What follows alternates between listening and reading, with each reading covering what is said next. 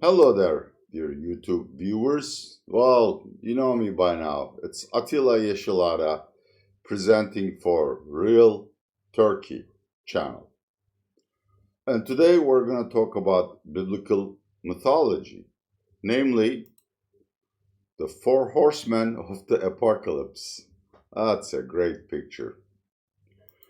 You may wonder why a channel dedicated to Turkish economy, business, politics, and anything else that really interests us is going to deep dive into biblical mythology and the story of the Four Horsemen because it happens to be extremely relevant for Turkish economy and the Turkish Lira. If you are interested at all in Turkey, you may have noticed that Turkish Lira suddenly took a nosedive, which is extremely startling because only a week before the recent collapse started, the analysts at the FX desks of global investment banks just couldn't find enough accolades for the Turkish lira to say it was supposed to be one of the best performing currencies in the world against dollar in 2021. It wasn't to be, and it is not going to be. The Four Horsemen, which I'm going to describe in this brief video, are riding high, and they're going to do a number on the Turkish economy and the Turkish lira. If you forgive me while I introduce the cover here, see, I am very audiovisually oriented today. While you read it, I'm going to wipe clean my glasses here because there is just this constant smear. Okay, who are the Four Horsemen, or using the new the feminist language, the four horse persons of the Turkish lira? Well, the dreaded Mr. Berat Albayrak, former czar of the economy, and the son-in-law of our president, Mr. President Erdogan, has resurfaced, backed fully by his formerly estranged father-in-law, Mr. Erdogan. Why would Berat Albayrak and Erdogan would pose a threat to Turkish economic stability and the value of the Turkish lira? Well, it's an intriguing question, is it? And it is the one I'm going to answer in a few brief minutes. The second horse rider is Joe Biden. Not that he wants to be or he even knows that he has joined the cavalry. But Joe Biden will probably be forced by Congress or by Turkey's insistence to keep the Russian-made S-400s to impose sanctions on Turkey. If you have any interest in global finance or markets, you may have noticed that American long bond yields have started inching upwards. That poses a threat to all risky assets, but in particular to Turkey, because we have a huge pile of foreign debt to pay. And finally, Mr. Brent, that's oil Brent, the barrel of which reached $67, is poison for Turkish economy. Now, having made this introduction, let's move on to explaining how and why these four horsemen have it in them for Turkey. This is a lovely picture of Mr. Baratal Barak on the left, sweating as he usually does, and our beloved leader, Mr. Erdogan. If I were in any way related to Mr. Erdogan, or if I happened to be in his vicinity, I would be sweating too. He is a formidable warrior, this guy. There is no doubt about it. But let's try to understand why the resurfacing of Berat Albayrak is posing such a concern to investors both abroad and at home. Look, I hate to make personal judgments on people, but of all the finance ministers or economy czars I've come to know in my 30 years of covering Turkey, Mr. Berat Albayrak is in a league of his own. I suspect the guy is slightly unhinged, but of course that remains a personal opinion. The kind of quote-unquote economic policies he has instituted devastated Turkish economy. He forbid swap transactions. He opened lawsuits against commentators and analysts who spoke ill of Turkey. He punished markets and grocery stores which were charging exorbitant prices. Most importantly, he sold through the central bank and Turkish state bank something like $120 billion of very precious FX reserves to keep the value of the Turkish Lira high, which failed, by the way, miserably. Turkish Lira was one of the worst performing currencies against dollar in 2020. And at the end, he resigned in November, I believe, though it's better to say he was let go by his father-in-law, because Turkey is the kind of country where even resignation is an individual choice. Mr. Erdogan decides whether you are allowed to resign or not. You think I'm joking? Ask Interior Minister Süleyman Soylu, who resigned, and Mr. Erdogan ordered him to report back to job the next day, and he said, yes, sir. The problem is, the Berat Albayrak story surfaced when the main opposition party, CHP, started questioning what happened to central bank reserves. I mean, where does this $100 billion go? Why did we spend those? Perfect legitimate questions if you're an opposition party.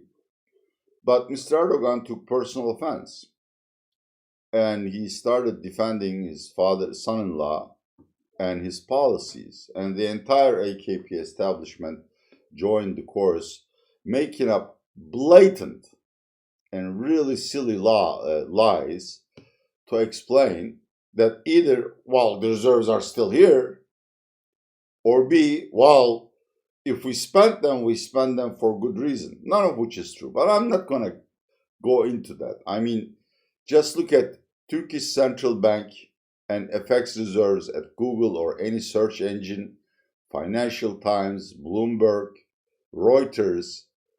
Every press institution will tell you the story. Turkish Central Bank has lost all of its net reserves because Mr. Albayrak's silliness. But I don't blame Erdogan for defending his son-in-law, not because he's a member of the family, but economic policy and Mr. Berat Albayrak are the weak underbellies of the Erdogan administration. Simply because Turkish economy sucks, and whenever the national agenda moves from any item that Mr. Erdogan seems to be making up that day to the economic problems, Mr. Erdogan ends up losing votes in the polls. This is why, since the beginning of the year, he invented the idea of a new constitution, which we don't need, and he doesn't have the majority to pass. B, a space program which aims at putting a Turk on the moon in 2023. I am laughing because Turkey does have a space agency with a budget of 5.4 million American dollars per annum. Can you put a Turk on the moon with $5.4 million? Even Elon Musk couldn't pull out this miracle. So he was just doing everything to divert the agenda or national debate from economic problems. And of course, he has to defend Mr. Albayrak, because not defending him would lead to the questioning of the economic policies that his son-in-law has instituted and has weakened the Turkish economy. And Mr. Erdogan knows the motto of American Marines very well. no men or women left behind. Simply because once you let one of your men or lieutenants to the wolves will come other weak members. In other words, if he let Mr. Albayrak defend himself or force him to silence, then the opposition would come after other ministers. I don't want to mention names, but some of them are extremely unpopular, even with the AKP constituency. So actually, this was one of the few clever moves by the main opposition, by forcing him in a lose and lose situation. Now he is defending Albayrak, and there are rumors that Mr. Albayrak may be promoted back to the cabinet, either as energy minister, oh my God, or even worse, foreign minister. I don't know how true these rumors are. I don't see Mr. Erdogan reappointing his son-in-law. I mean, no one can hate his family so much. The poor guy suffered so much at the hands of morons like us. So anyhow, but as long as that debate or that question lingers in the air, Turkish Lira will not appreciate, because everyone knows if Berat Albayrak comes back in any capacity, this means Turkey is back to bad old days. Mr. Albayrak was replaced by these two adults. On the left, you see Mr. Lutfi Elvan, former development minister, and to your right, under the Turkish flag, you see Mr. Naji Akbal, who currently serves as the president of the Turkish Central Bank. Just to prove that I'm not genetically opposed to AKP, I think these gentlemen are fine bureaucrats or, statesmen, and I'm sure if they were left to their own devices, they would do a very credible job of improving the Turkish economy. And in fact, they had begun. Mr. Elvan has met the business community, received their opinions about economic reforms, the first installment of which will be announced in a few weeks. And Mr. Naji Akbal immediately tightened monetary policy and brought transparency to both the central bank balance sheet and central bank policies, as a result of which foreign investors returned to Turkish skies. More importantly, Turkish retailers, who are notoriously in love with FX deposits, have stopped buying FX deposits and have started accumulating TL deposits. Had this unfortunate incident about Mr. Albayrak not occurred, Turkish lira would have indeed gained more value. I don't have a picture of Mr. Biden here, but I'm sure you're all familiar with his face. Why is he one of the horse riders? Well, Turkey and the United States have a long series of disagreements on a Turkish pastor living in Pennsylvania called Mr. Fethullah Gülen, who organized the 2016 coup and who is even today trying to topple Mr. Erdogan. United States is aiding Syrian Kurds, which Turkey considers an extension of the terror organization PKK. I don't agree with that, but I'm just repeating Ankara's viewpoint. Had it not been for American support or American veto, Turkish military would have run over Syrian Kurds, which is an awful idea. I don't like war, and in every war, not only militia, but also civilians die or lose their homes, so it's an ugly story. But the most important issues are twofold. A, Turkey's constant regression in terms of human rights standards. In Turkey, everyone who advocates an unpleasant idea is a terrorist. For instance, PKK, to give an example, PKK is a terrorist organization. For me to say, I support PKK, I support their objectives, is against free speech. That makes me, an accomplice of a terror organization, and it's perfectly justified to sue me and to try me for aiding and abetting a terrorist organization. But it is also a crime for me to say Turkey's Kurds deserve a referendum about whether they want to stay in Turkey or secede. Peacefully, of course. This is simply advocacy. It is the expression of an opinion, and it doesn't suggest or insinuate violence, but that too is terrorism in Turkey. Or even journalists working on cases of Kurdish human rights violations, that is, human rights violations against Kurds, are considered terrorists and put in jail. I mean, we have so many journalists in prison that I think we're currently ahead of China and slightly beyond Iran or something like that. But most importantly, I mean, Turkey, Mr. Erdogan has gone so far that even members of the parliament and even the former chairman of the pro-Kurdish Rights Party, HDP, Mr. Selahattin Demirtas, are behind bars. And Mr. Demirtas has never touched a gun in his life. So that's a major problem. I mean, I don't think the civil society, the civilized society in the West can withstand this constant persecution and witch hunts. And finally, S-400s. I mean, S-400s are technologically very advanced, extremely sophisticated Russian anti-missile weapons.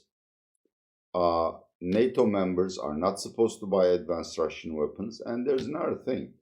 Turkey has a lot of NATO assets on its soil, such as the Incirlik Air Base, the Küreci Radar Base, you name it, even nuclear bombs.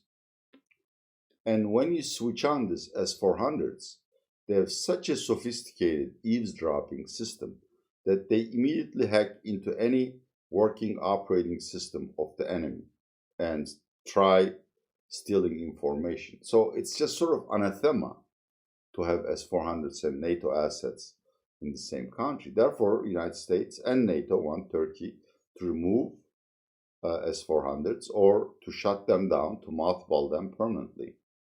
Mr. Erdogan is against that, and in March, Mr. Biden and Mr. Erdogan, the two horsemen, will have to have a heart-to-heart conversation about what to do about this problem. And I assure you, at the end, Mr. Erdogan will surrender S-400s, but not before Turkish Lira takes another massive hit on the head. Let's move on to the third horseman. Let me look at my cover again here, which is the third horseman. Rising bond yields. Yes. Oh boy.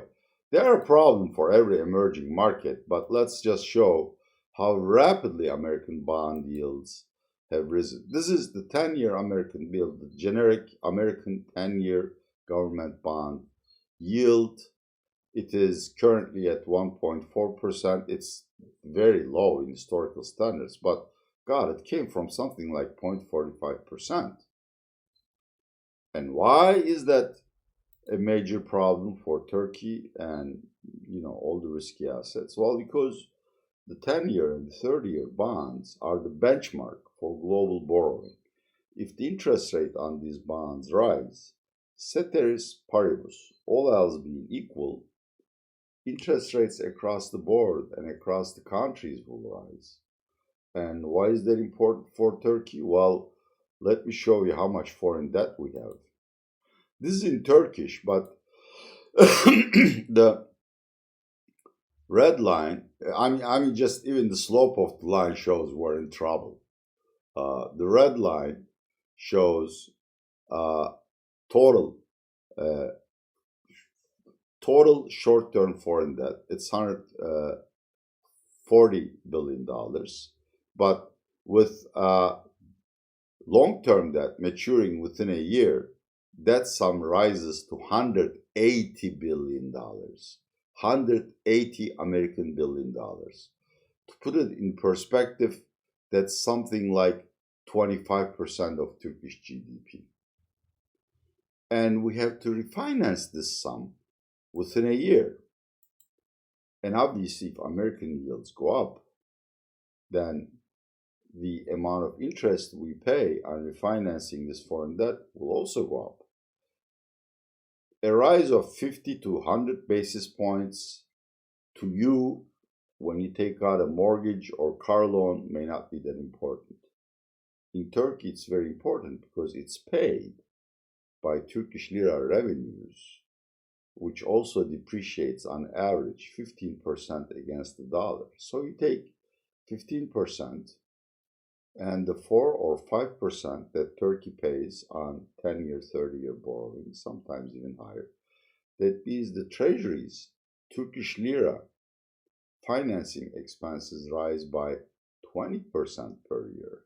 And that's really onerous. So the higher the foreign debt, the shorter the maturity, the more painful is it for American bond yields to rise for any emerging market or developing nation. And we're right up there.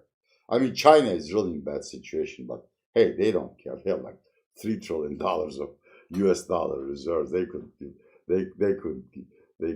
care less. And finally, of course, oh man, I put Brent here? I forgot to put Mr. Brent. Mr. Brent is our last horseman. Brent raw oil prices, I think Americans use WTI. That's at $60 a barrel. Turkey uses Brent, which trades currently at $67 a barrel. And let's look at Turkey's current account deficits, and you'll immediately see the problem. On the left, this is from International Institute of Finance by the way of their chief economist, Mr. Robin Brooks. It was on his Twitter account, so I borrowed it. Turkey's current account deficits, the red line here was roughly $50 billion last year, or roughly 5.5% of Turkey's estimated GDP. Now, Turkey is completely energy dependent. We buy huge amounts of oil, petrochemicals, and natural gas. Also, we're very profligate. That is, we are very energy intensive. In fact, we waste energy when we produce. So there is a rule of thumb. Given a baseline, when Brent oil rises by $10 per barrel, Turkey's current account deficit rises by $3.5 billion. So where to take the starting point? Brent at $50 per barrel 3 months ago, fair.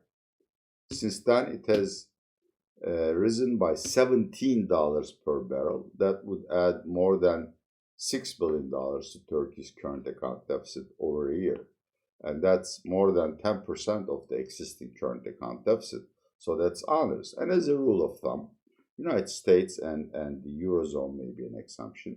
If a country's current account deficit widens, its currency depreciates. So if the Brent rally continues, we're in deep doo-doo. Even if we don't import more, the price of the oil, which is very inelastic, will rise, raising our import bill, and there will be less dollars in the market, and Turkish lira will depreciate. So this is a perfect storm, really. I mean, on one hand, you have political mistakes. On the other hand, you have foreign sanctions to deal with. Then, of course, as I've said, U.S. bond yields rising. God knows where they will stop.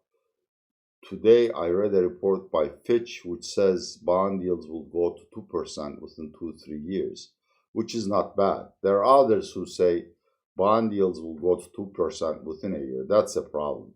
That's a shocker for not only Turkey and emerging markets, but for S&P 500 as well.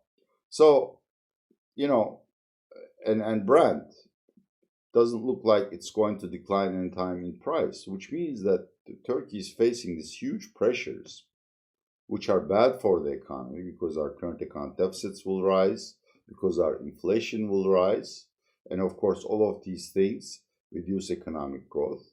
But in the most immediate term or the short term, it is very difficult for Turkish lira to appreciate under any conditions. Even if Mr. Erdogan says, forget it, I'm not bringing Berat Albayrak back.